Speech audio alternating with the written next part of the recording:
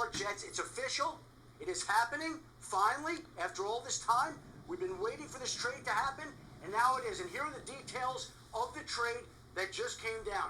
The Jets are sending their first-round pick this year, their second-round pick this year. Well, hold on. Big Swagoo, hold on. Their second-round pick next year, it's a conditional pick. They get back the Packers' first-round pick this year and a fifth-round pick, but the trade is coming down. Aaron Rodgers is going to be a Jet. It is official. The two sides are in agreement right now, and essentially here are the terms of the trade that I can give you exactly as it stands. The Jets, and again, this is in real time, so it's coming in. Aaron Rodgers, pick number 15 in the first round, a 2023 fifth-round pick, number 170. The Packers get pick number 13, a 2023 second-round pick, number 42. The Jets' first-round pick, first pick in the second round. A sixth-round pick, number 207. A conditional 2024 second-round pick that becomes a 1 if Rodgers plays 65% of the plays this year. And so the trade that we've been waiting for finally has been agreed to. Aaron Rodgers is being sent to the Jets, and the Jets have a quarterback, and the Packers have extra draft capital and extra draft ammunition. Adam Schefter from ESPN. Thanks, Adam, for that. And I really appreciate the drama unfolding about this. This is the day when it came out that after both sides have been negotiating and Aaron Rodgers went into, I guess he said, the shadows or whatever he was doing, sabbatical or what, he made the decision to finally become a New York Jet. And you saw the details there. The Jets pretty much went all in here.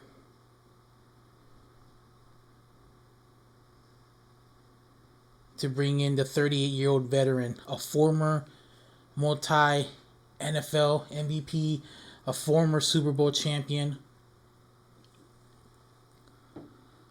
Very, very similarity compared to other trades. I mean, I gotta ask, has this happened before? I mean, do we recall when a Packer was traded to the Jets?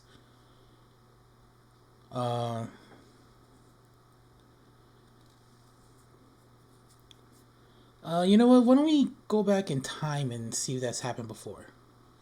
Giant news in the National Football League, in the sporting world altogether. Brett Favre traded from the Green Bay Packers to the New York Jets for a conditional fourth-round pick. We'll get into those conditions in a little bit with Adam Schefter, momentarily with Adam Schefter. But what you need to know, Brett Favre traded from the Packers to the New York Jets for a conditional fourth-round pick. Quickly, the Packers and the Jets brass already on board issuing statements, their feelings about Favre being traded to the Jets. First one, Woody Johnson, the Jets chairman and CEO. Quote, "I am looking forward to seeing Brett Favre in a New York Jets uniform. He represents a significant addition to this franchise, also reflects our commitment to putting the best possible product on the field." Mike Tannenbaum, who is the general manager, and his football administration staff did a great job of navigating this complex process. I'm excited about welcoming Brett, Deanna, and their family to the Jets organization. Green Bay Packers also on board with a statement. This is a joint statement from Ted Thompson, also Mark Murphy. Brett has had a long and storied career in Green Bay, and the Packers owe him a tremendous debt of gratitude for everything he accomplished on the field and for the impact he made in the state. It is with some sadness that we make this announcement, but also with the desire for certainty that will allow us to move the team and the organization forward in the most positive way possible. We respect Brett's decision that he could no longer remain here as a Packer. NFL Network reported this back in 2008, where the deal to send Brett Favre to the Jets was one of the reasons they did it, because they didn't want Brett Favre in the division. You don't want to play him twice a year, but unfortunately that happened a couple years later. he was a one and done deal with the Jets. Why am I bringing this up? Because when Brett Favre left in 2008, it was the start of the Aaron Rodgers era. Aaron Rodgers took the role of the Packers starting quarterback from Brett Favre after leaving. So now we go 15 years later. It's happened again. A great Packer quarterback being traded to the New York Jets. Now, why do I bring this up? Because both men have similar stats. It was a devastating loss that forced him to leave Green Bay. Brett Favre left Green Bay after the 2007 playoffs after that disappointing loss to the Giants, who went on to win the Super Bowl that year over the undefeated Patriots. Aaron Rodgers requested a trade from Green Bay after failing to make the playoffs, after losing to the Detroit Lions on the last game, the last night of the regular season on national television. Yes, this game was on Sunday Night Football. Aaron Rodgers, all he had to do was win and in. Now that whole season, this past whole season, it was a disappointment for Aaron Rodgers. It was very disappointing. This team was out of it very quickly. But near the end of the year, they made a late run. They almost got in. Now, if Seattle would have lost to the Rams that day, that Sunday night game would have been winner gets in. Unfortunately, because of tiebreakers and records and conference records, Seattle ended up getting the last spot.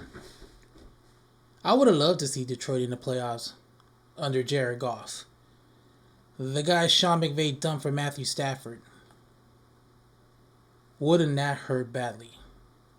The guy you sent over to Detroit took Detroit to the playoffs.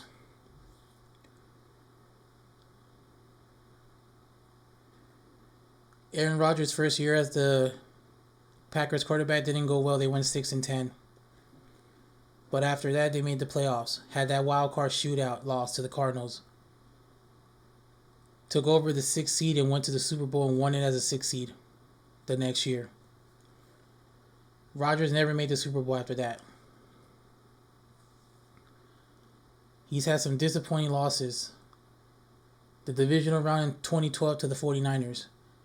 The NFC Championship game in 2014 where they had the lead but lost on an onside kick because one of their guys failed to grab the onside kick. Then you fast forward to 2018, a disappointing playoff exit. You go all the way to 2020 where they lost to the Bucks in the NFC Championship game. In 2021, they had the best record but lost to the 49ers in the divisional round. So Aaron Rodgers has had a lot of disappointing playoff exits since that Super Bowl. Now, can he make it this time as a Jet? I mean, let's look at the stats here. Let's talk about the Jets. First of all, 7-10, finished 4th in the East. His team got off to a 5-2 start, but just bounced down in the late season. They had the collapse in New England where they lost on a punt return. From that loss, the season just went down after just a promising start. Zach Wilson was playing well, then Mike White took over. Joe Flacco played a couple times. This team didn't have a quarterback. And speaking of, they have the longest playoff drought currently in sports. You know, the Seattle Mariners just broke theirs.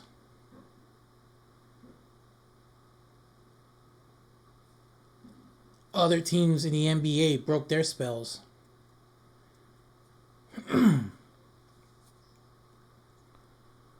They have the current spot right now with the most years missing. Now, their last playoff win was in 2010. The AFC Divisional Playoff game against the Patriots, 28-21.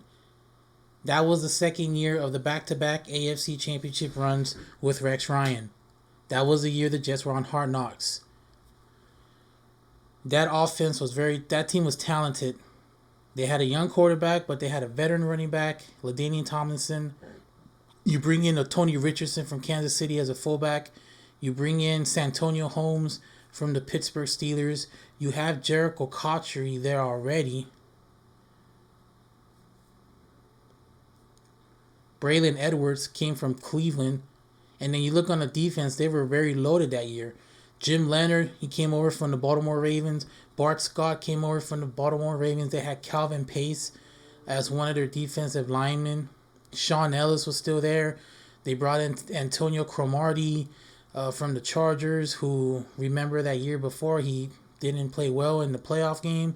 And then you have Revis Island. Now, Revis is the only Jet on that roster that's played with Brett Favre. There's still some players there that played with Brett Favre. Cotchery was one of them. Dustin Keller was another one. Thomas Jones played with Brett Favre, but he was already gone. LT played against him. Members of the linemen, Nick Mangold and Woody, they were on Favre's team in 08. So that was the last time the Jets made the playoffs. The last time they were in the playoffs was 2010, the AFC title game. They lost. Pittsburgh, 24-19. That was a game where they were down 15 and they made that comeback. All they had to do was get one stop, get the ball back for a win. They didn't do that. Defense failed. And since then, they did not make the playoffs. Their last winning season was in 2015 under Todd Bowles. Some of the players from Rex Ryan's Jets was still there. Revis came back too. So was Cromartie was still there. Ryan Fitzpatrick became Vinny Testaverde. Chris Ivory became Curtis Martin. Brandon Marshall became the role of Keyshawn Johnson. Eric Decker became the Wayne Corbett, but better. That team finished 10-6, happened to lose their playoff hopes to the hands of their former coach, which was Rex Ryan. He coached the Bills, and he swept the Jets twice. So that was the last time the Jets had a winning record. Since then, they've gone after quarterback, after quarterback, after quarterback. Sam Darnold was a recent one that failed. Mike White, he got hurt. Zach Wilson, they didn't much give a damn about it from the way he acts. And he is so upset about this that he said he'll make Aaron Rodgers' life a living hell in New York. Look, kid, you had your chance. You had a bad game in New England where you didn't produce any offense. And you have the audacity to sit there and say, oh, our offense was good. Give me a break. Your defense was kept you in it. You just lost on a special teams play. Mike Westhoff's probably rolling over his couch right now watching that. He probably could have prevented that punt return. So I don't know what he is whining about, but he had his chance. Either deal with it, learn from this guy, because you're only going to have him for at least a year or two. So maybe you can take over the role and become a better quarterback. And many of us know the Jets do have a history of reviving quarterbacks that's been known as journeymen. We look at Neil O'Donnell in 97, Vinny Testaverde in 98, the AFC Championship year. That was under Bill Parcells both those years. And then he drafts Chad Pennington as a GM of the Jets in 2000. Chad Pennington takes over for Testaverde. He has that good run. They bring in Brett Favre for a year, winning record. Then, they bring in Mark Sanchez, who had 2 good years. Fitzpatrick had a revamped year in 2015. So, and Joe Flacco has some good games as a Jet, and, most people forgot him. So the Jets have a good thing with veteran quarterbacks. And now comes Aaron Rodgers. And boy, they do need him. Let's kind of go deep into this. The Jets have averaged 17 points a game. And this is before Aaron Rodgers came. 17 points a game, 219 yards passing per game, only close to 100 yards rushing per game, and total offensive yards per game was 336. Aaron Rodgers can bring in a lot of good plays. And I'm pretty sure most of you are asking, why am I comparing Brett Favre's Jet tenure with this one? When Brett Favre came, there was not many good players on that team. Brett Favre had only 2 receivers. That was Jericho Cotchery and Laveranues Coles, who was a longtime Jet. Thomas Jones was his fullback. That was Tony Richardson's first year as a Jet. Darrelle Revis was in his second year, so it was a preview of the Revis Island, but he was still growing. So that could be like a good squad, but looking at Aaron Rodgers' choices and the fact that he's got his old receiver Randall Cobb with him, that's why I believe this time it will work. And another thing too, Aaron Rodgers wasn't really that hurt last year. Now when Brett Favre showed up here in 2008, he played good. They got to a slow start. Then they went on that 5-game win streak. They beat the Patriots in New England on an overtime game. And I recall the next day after, or the next game, they beat the Titans, who were 10-0 at the time. They literally went into Tennessee and they spanked them. Then you had a game against the Kansas City Chiefs where you won, come from behind, got your 9th win of the season. Now, all you had to do was win one of your next 3 and you would get in. They were 8-5, 9-5. A loss in San Francisco. Actually, I take that back. They were 9-4. A loss to San Francisco dropped them to 9-5. That was a winnable game. Then you go to Seattle, which Mike Holmgren was in his last year. He was having a bad season. You don't score a touchdown. You only put up 3 points. That one hurt. Now you're 9-6. So guess who your last game was against? The Miami Dolphins. And yes, it was a game. And it was a season where you dump Chad Pennington for Brett Favre. Yes, he won the first meeting, but Pennington came and he played like the Pennington of old. And how embarrassing was it to have the guy that you kicked to the curb to bring in this Hall of Famer, and yet the Hall of Famer wasn't able to progress as he played with injuries, as he thought he was John Wayne. Nothing happened. 9-7, no playoffs. And I will always remember Brett Favre pregame before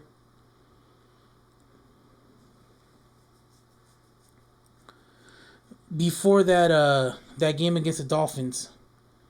By the way, let me give you Brett Favre's stats with the Jets in 2008. 3,472 yards, 23 touchdowns. But he was throwing interceptions like crazy near the end of the season. His arm looked like he had no gas left.